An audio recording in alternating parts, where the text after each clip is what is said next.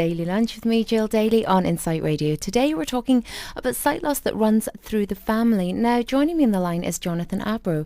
Jonathan works for the British Retinitis Pigmentosa Association. How are you doing today, Jonathan? I'm very well, thanks, Jill. Slight correction. I am a member of, not work for, I'm a volunteer for them. I do beg your pardon. No problem at all. Now, tell us a bit about the association itself. Well, the British Retinitis Pigmentosa Society was set up over 30 years ago, mostly to raise money towards research so that we fund a lot of projects in the scientific world for research into various forms of treatment for retinitis pigmentosa. We also provide a helpline for people with RP if they'd like to phone and talk to anyone confidentially, and I can give you that phone number. And we provide information via a number of leaflets or via our website, www.brps.org.uk. And finally, we also have a branch network across the country. I think there are about 20-odd branches. And the members of the branches get together either to chat, meet up, or to arrange fundraising or carry out fundraising events, because as a volunteer organization, we really do depend on the membership to raise money so that we can fund these research projects that we do. Now, tell us, for anybody that doesn't know anything about retinitis pigmentosa, what is the condition? It's a degenerative eye condition. Now, bear in mind it's the retina, not the eye, so it's not something like you can have a transplant for a cornea or something like that.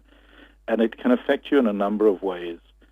As an adult, I personally came to find out about RP because I had quite a lot of night blindness and started missing things. The last thing I missed was when I was still driving, and my father asked me why I'd gone through a red light, and I asked him what light. So it depends on how it affects you. Younger children can be affected from quite an early age, and it makes them appear clumsy, but they're obviously not. They just can't see as well as everybody else can.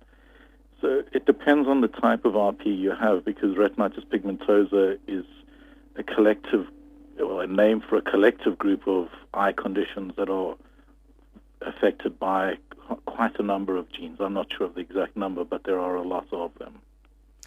Is it a condition that is specific to men or women? I mean, can a mother or a father pass this on to their children, or does it have to be, a certain combination, or do both parents have to suffer from it? This is a really equal opportunities eye condition. Anyone can get it, unfortunately, and it can be passed from generation to generation, as in some families where there have been 3, 4, or 5 generations who have had RP, whereas in my family, for example, I'm the first person with retinitis pigmentosa. We have no history of it anywhere. And do you have children yourself? I don't. I do have friends with retinitis pigmentosa who do have children. And, it's obviously a choice you make, and usually as informed as you can. Is retinitis pigmentosa something that you would have been frightened of passing on to children then? The geneticists have all said that there's a very slim chance of my passing it on. My lifestyle and my choice is that I don't have children. I do have a concern of passing it on, but if I'd really wanted kids, well, then I would have had to make that decision with that in mind. But it's such an individual thing that I would hate to, cast judgment one way or another, or make suggestions, because it really is down to the person as to whether or not they want to have children. I mean, if you think about me, I've got RP and there's no history of it anywhere. There's no reason to say that 2 healthy parents won't pass something else on. So it's a really tough choice if you are going to put that into the equation. Is there any way of being able to screen for retinitis pigmentosa before, a child's even born?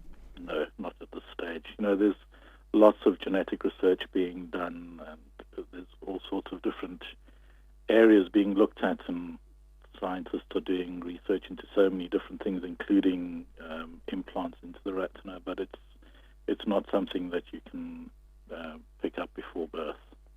And does retinitis pigmentosa lead to complete blindness, or is it usually just partial sightedness? Again, this is one of the things about retinitis pigmentosa, is that it is it's impossible to say. I know some of my friends, it has led to complete blindness. I have about 5 degrees of central vision and patchy bits of peripheral vision. I have other friends who have more or less or different vision from me. Some people will lose their central vision first and have peripheral vision. Others will be like me. Others will lose their peripheral vision completely and end up with a type of tunnel vision. So it's really, it's kind of, everybody has their own personal form of sight loss, even though some of them are similar. Well, it's been fascinating talking to you today. If anybody's listening that wants to find out more about retinitis pigmentosa, and you did mention earlier you have a helpline, could you maybe give us your contact details? Yeah, definitely. If you'd like to get in touch with the helpline, the number is 0845 123 2354.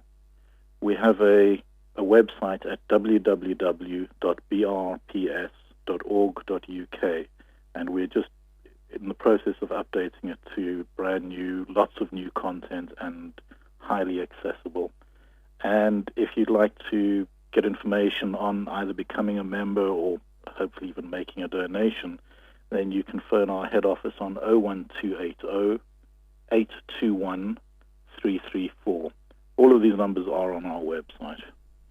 Jonathan, I'm afraid we'll have to leave it there, but thank you very much for joining us on the Daily Lunch today. No problem, thank you. There we go, that was Jonathan Abro there from the British Retinitis Pigmentosa Association. You're listening to the Daily Lunch. We are talking about inherited sight loss today. Do get in touch with your stories. But